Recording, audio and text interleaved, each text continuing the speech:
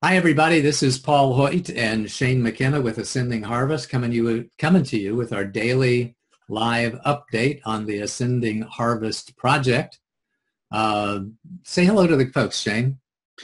Hello, folks. I hope everybody is doing well. I trust that you are well and happy that you're tuned in. You're looking particularly regal today, Shane. And it's almost like you're on a throne. We should, I would get you a crown, but I'm a little concerned about the potential ego issues associated with that. Yeah, So let's not do that. let's not do that. Okay. Well, Shane's going to take a second and share with his different Facebook places while I give you a quick introduction. For those of you who don't know it, Ascending Harvest is a company that has developed new technology, human-powered hydroponics, that shows incredible promise. In fact, we are overly optimistic, not overly, but more than optimistic about our ability to help millions of families in developing countries and refugee camps and other areas where we find poverty, break out of the cycle of poor nutrition and poverty by giving them the opportunity to grow their own food. Shane's an absolute genius, invented lots and lots of things over the last few decades. One of the things that he has invented is intelligent grow media and human-powered hydroponics. We're going to talk a lot about intelligent grow media here in a second, but I'll give Shane just a chance to talk about the company while I go share with a couple of different groups. Well, Paul, you'll have to show me where that link is because I can't find it on our page today. What link is that? The link to share I don't see our live broadcast on our page today. It's on the Ascending Harvest page. I just found it. So refresh your screen. You should be okay. That may be the problem. Okay. I can invent stuff. I just can't use it. Well, and that's why we have a team. Luckily, I'm not like Al Gore. I did not invent the internet. You did not invent the internet. Neither did I. I started using it early on. I was around when it came out. But I was too. Yes. Yeah. We both look like we've been around for, at least that long. At least that long. So where were we? Oh, yeah, we catch each other on stuff. Shane caught me a couple of times yesterday, and I'm catching him too. Did you find it on your page okay, buddy? Let me look again. I got to open up my other computer here in order to go there. And just a second. All right. Well, I shared it on my personal timeline, and I'll share it in another group here in a second. Hello, folks. Welcome to the Peanut Gallery. Yeah. Well, let's talk a little bit more now about what we're going to talk about here today. We do these live. I can multitask. What now? I can multitask. Good. We do these live updates for several different reasons. One, we really want you to get to know the two of us. I think Shane's a pretty cool person, and he tells me he thinks I'm a cool person, so that kind of balances each other out. Get to know us and get to know about this project because we're in the brand awareness phase of our crowdfunding campaign. We anticipate launching a crowdfunding campaign right now along about the middle of September using Indiegogo. Right now we want to get people to know about this project because we know that when you learn about the project that you're going to get excited about it as we are because this technology really is disruptive and it really does have an opportunity to make a huge difference in the lives of millions and millions of people. We're a humanitarian cause, determined, focused, passionate about doing everything we can to help, millions of families worldwide grow their own food. So that's kind of my 2 cents. Shane, share a little bit before we jump into the... Yeah, this is something that I have been contemplating for decades, really. And it's so exciting to have invented the technology that we're going to talk about today about 4 years ago. And in that moment of invention and realization and then doing some prototyping and testing, it became very clear to me this is going to change farming. We're not just talking about humanitarian. That's where we're starting because that's so important. But we are literally going to change farming. And I know that's a very bold thing to say, but it's true. And I think after we share a little bit today and tomorrow about our Keystone technology, I think other people are going to start to get a glimpse of what that potential can be. That's awesome. Thanks so much, Shane. And let's just jump right into it now that we have shared our pages and fumbled around with the technology a little bit and got the folks listening very curious. We want to talk about intelligent grow media today. Shane has a couple of inventions that are in this company and many other inventions in other companies. But the cornerstone technology, intelligent grow media, is what really enables all of this stuff to happen.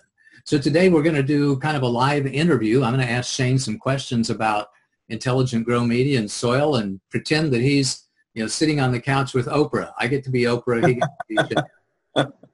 I haven't played Oprah before, so bear with me. I'm going to do my best. Shane, you talk about intelligent grow media as kind of being a soil replacement. So let's start by talking about soil. I mean, what is soil in the first place, and where does it come from, and why do plants grow in soil? Well, I have some really good background in this because the property that I grew up on, my grandparents' farm and ranch, there were two types of soil. There was lake bed soil, which forms the Badlands of Wyoming from an ancient lake bed. And then we had soil that was created by two ancient glaciers that moved the rock and earth down from the mountains and deposited it on our property. So we had these two distinctly different soils. One was almost exclusively clay. There was in that clay, because clay is so impenetrable, there was very little organic material in that clay. And so that was very difficult to grow in, and plants had a hard time getting a footing in that clay soil. And then the other soil we had from the glacier was mostly rocks and sand and gravel. No. And that is also very difficult for plants to get a foothold in. Now those glaciers, the most recent one was from the last ice age about 12,000 years ago. And so as the ice retreated, plants have had a long time to become established in both the clay and that sandy, gravelly soil. But just observing the land, you could see where plants were thriving and what kind of plants were thriving. And really, the thing that enables plants to thrive in both of those soils is the accumulation of organic material in that soil. And so when you get a ravine, when you get a low spot, places where the organic material can be washed into and is left there, that's where you see the growth. That's where you see the majority of the large growth. So all along inside the ravines and in depressions and on the downwind side of hills, you'll see a lot more growth than you'll see in other areas in those soils. And so I learned a lot just from the intrinsic value that was created naturally in the landscape I grew up on. But to go deeper into soil, soil is what covers the surface of our land, and some places don't have any soil because they're strictly rocks, and some places don't have suitable soil because there's too much alkalinity, like where I live now in the Salt Lake Valley. We have the Great Salt Lake, which is in the bottom of the Great Basin, and that is salty. There's so much salt in the soil that there's many places where very few things will grow because of the saltiness, and also that clay influence that I was talking about, lake bed clay, very hard to grow in. So having soil, almost everybody has access to soil, but can you grow in that soil? And what do you have to overcome to make that soil productive?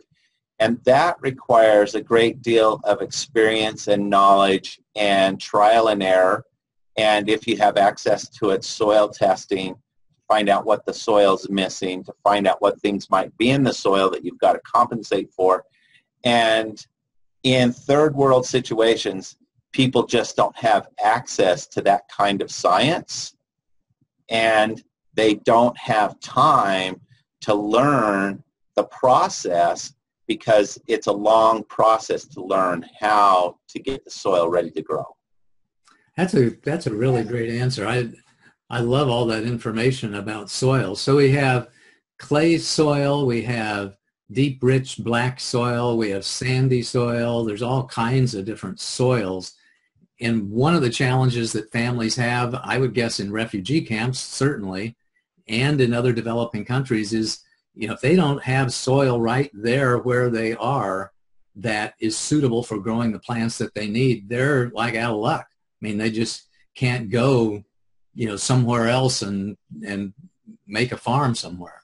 Right. I was talking to one of the charitable organizations that we've been in contact with, and I asked her about traditional farming in her area. And in her immediate area, she said that the land is completely denuded. It is hard packed. There's almost nothing growing. And that's just because of the social environment, what people have had to exist with there. The land has not been used for growing anything. And it's just, the soil is more like pavement, because that's what it's been used as, is pavement. So for them to start growing a garden or farming, it's just such a arduous task to get from where they're at to start growing food that nobody is attempting it.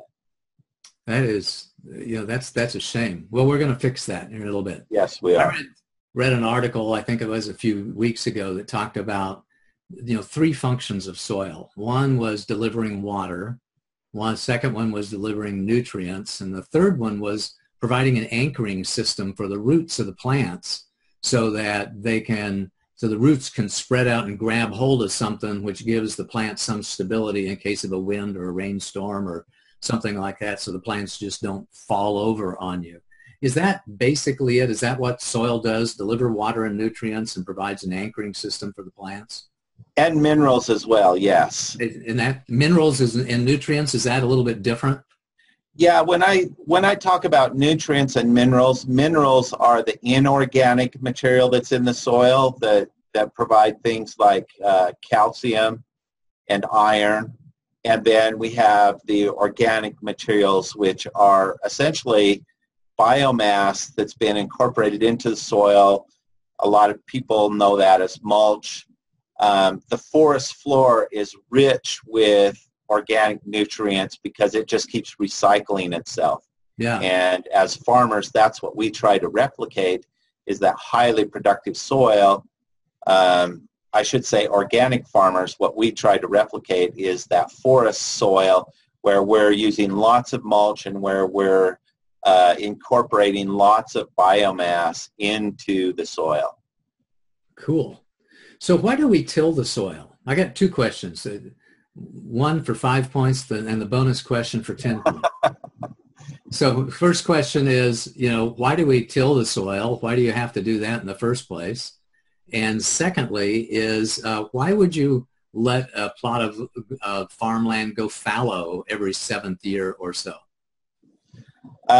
So tilling the soil, that does a couple of things. And I have to say, there's a lot of farming methodology now where you don't till the soil. And that's something that I actually teach, is no-till farming. Wow. Where we don't disturb that upper layer of soil because we don't want to disturb all those microorganisms But in order to get your soil to that point, you have to do a lot of preparation. So, and we don't have time to go into that today, but the reason that farmers have tilled soil is, one, to make it workable so that they can get their seeds into the soil. It makes it much easier to till a row and then lay your seeds in the row and then back cover the seeds. So that's one reason they till. The other reason, which probably was not obvious, and we probably didn't understand for a long time after we were already tilling soil. By the way, there's evidence of farming going back 14,000 years. Wow. So people have been farming for a long time, and they discovered that when they tilled the soil, plants did better. One of the main reasons why those plants do better is because there's air available. The air can get to the roots, and that air exchange to the roots is as important as the water and nutrient and mineral exchange as well. Well, that's very interesting, and that's something I learned from you a little while ago, was, you know, the importance of delivering oxygen to the roots of the plants. I guess it kind of makes sense, but if a plant's, you know, in the air, can't it just get the air, the oxygen it needs from the air? It does get most of its oxygen and nitrogen. Air is made up of oxygen, nitrogen, and other gases, and nitrogen's in a very important growing component for plant growth. But it also needs that air to the roots. And part of the natural system of plants is you see plants growing together in nature in guilds. So there's different species of plants intermingled. Mm-hmm. And part of that natural process is some of these deep-rooting plants and plants that have large roots that die off, and that root actually acts as a tilling mechanism, and then as that root dies off in the ground, it leaves space that air and water and other nutrients can get down into the ground. So one of the things we do as farmers to help aid that in new ground is to plant radishes. Really? And because those radishes will actually do that soil tilling for you naturally. Wow. So when you pull up the radish to harvest the radish, it disturbs the soil, it leaves space for water and air, and does kind of a do-it-yourself tilling action, huh? Or even if you just leave it in there, you take the top off the plant and cover it with mulch. That root will decompose and provide nutrients to the soil, but also allow a path for water and nutrients and biomass to get into the soil. And worms come along and eat that rotting root. And, it's a whole symbiotic system that happens here, that if we just observe nature and help systems do what nature does, we can grow healthy, nutritious, organic food without a lot of issues. So I have this sense that the nutrients in soil comes from mulch and decaying vegetation, but it may also come from bugs and worms and worm Yes. castings, as they call it, and maybe other microorganisms as well. So soil can be very rich and complex in its nature, right? Right. So the organic material in the soil is both plant and animal matter, the animals being insects and microscopic worms such as nematodes, and the breakdown of those organic materials is done by bacteria and by fungus.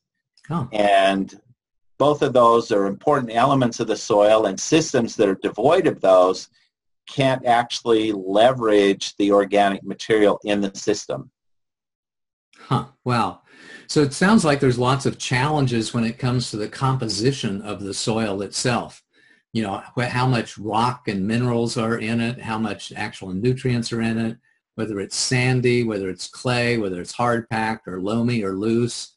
There's a lot of different challenges, and my guess is that different plants thrive in different types of soil itself, right? Yeah, but very much so. And so for the uninitiated, for the beginner to be successful on their own without having access to a lot of resources, educational resources of evaluation, it would be by pure accident that they got it right the first time. Yeah. And when you're in a survival situation, you don't want to accidentally get it right. We'd like to have the probability of success be, a little closer to 100%. Yeah, absolutely. Yeah, we want to deliver systems that allow people to grow food regardless of their educational background in what the needs of soil are and how much water that plant needs.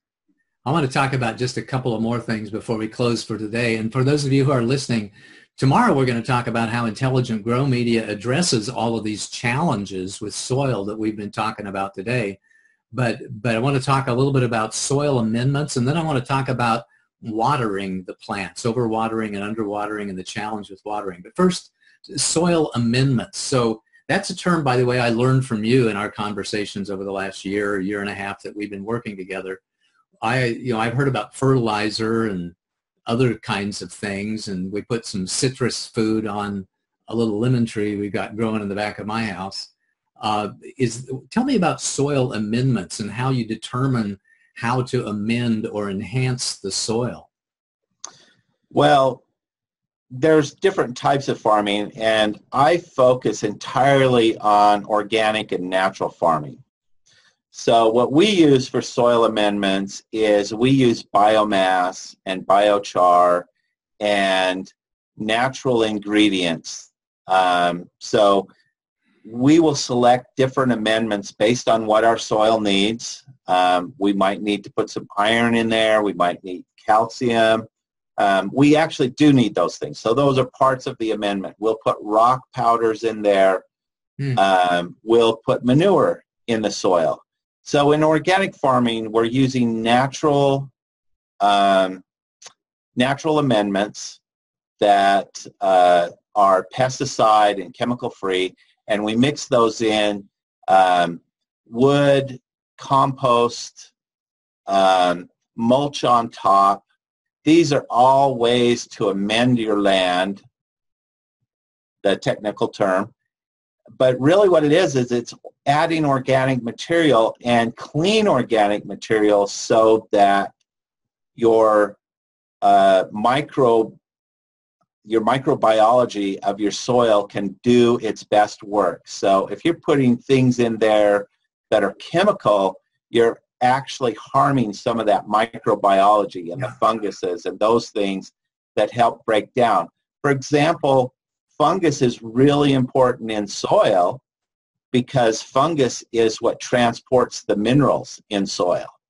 And so fungus has this very important task in nature of transporting minerals. And if you put an anti-fungicide on your soil, guess what?